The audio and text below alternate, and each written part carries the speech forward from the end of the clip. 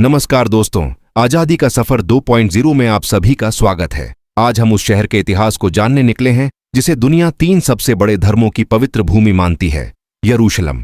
यह शहर करीब 5000 साल पुराना है और इसी पवित्रता की वजह से इस पर 40 से ज्यादा बार कब्जा किया गया और बार बार लड़ा गया। यह गाथा है सत्य की खोज की, जो 21वीं सदी में भी गूंजती है। इस शहर की शुरुआत आज से लगभग 4000 साल पहले सिर्फ एक छोटी बस्ती के रूप में हुई थी। 2000 ईसा पूर्व के मिस्र के पुराने दस्तावेजों में इसका जिक्र रुसलम नाम से मिलता है। पानी के एक जरूरी स्रोत गीहोन झरने ने इस वीरान जगह को दुनिया के सबसे महत्वपूर्ण स्थलों में से एक बना दिया।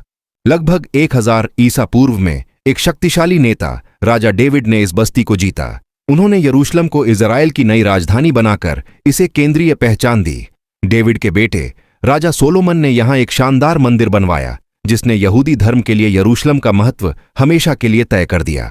अगले 400 सालों तक यह शहर यहूदी विश्वास का केंद्र रहा, लेकिन पड़ोसियों के हमलों का डर हमेशा बना रहा। 6वीं शताब्दी ईसा पूर्व में शहर पर सबसे बड़ी आफत आई। बेबीलोनियन राजा नबूकदनेस्सर द्वितीय ने यरूशलम को तहस नहस कर दिया, सोलोमन के मंदिर को ध्वस्त कर दिया और यहां के यहूदियों को जबरन निर्वासित कर दिया। यह निर्वासन 40 साल चला। फिर फारस के राजा साइरस महान ने यहूदियों को लौटने और मंदिर का पुनर्निर्माण शुरू करने की अनुमति दी।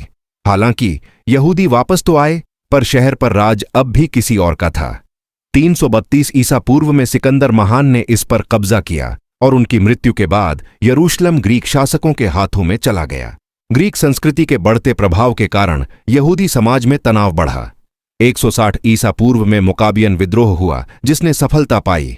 यहूदियों ने न सिर्फ यरूशलम को वापस लिया, बल्कि लगभग एक सदी तक अपनी स्वतंत्रता को बनाए रखा।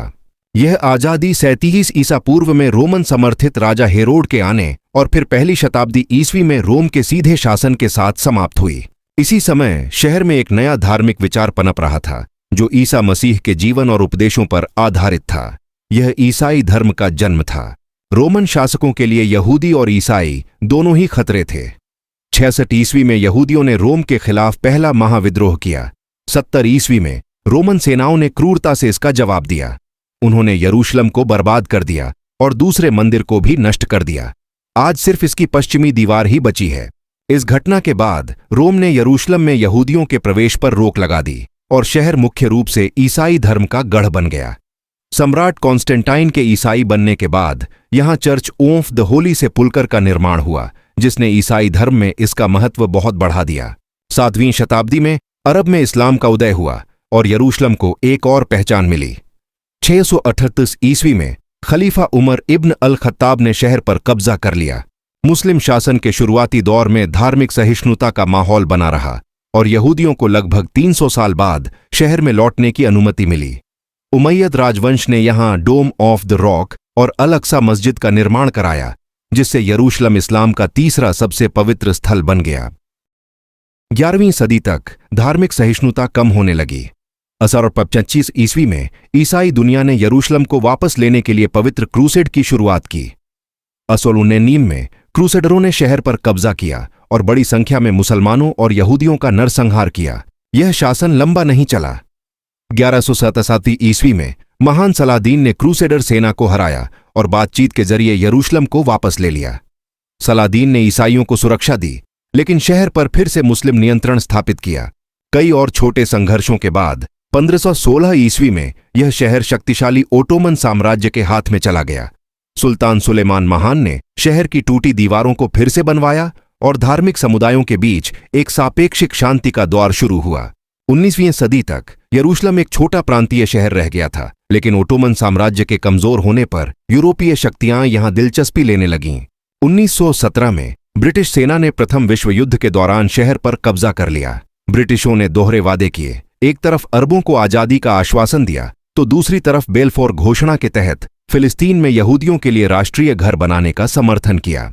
अगले 25 सालों में यहूदियों की तादाद बढ़ी और अरबों और यहूदियों के बीच तनाव भड़क उठा। 1947 में संयुक्त राष्ट्र ने फिलिस्तीन को अरब और यहूदी राज्यों में विभाजित करने का प्रस्ताव रखा, जिसमें यरूशलम को अंतर्राष्ट्रीय नियंत्रण में रखने की बात थी। लेकिन इस योजना को स्वीकार नहीं किया गया।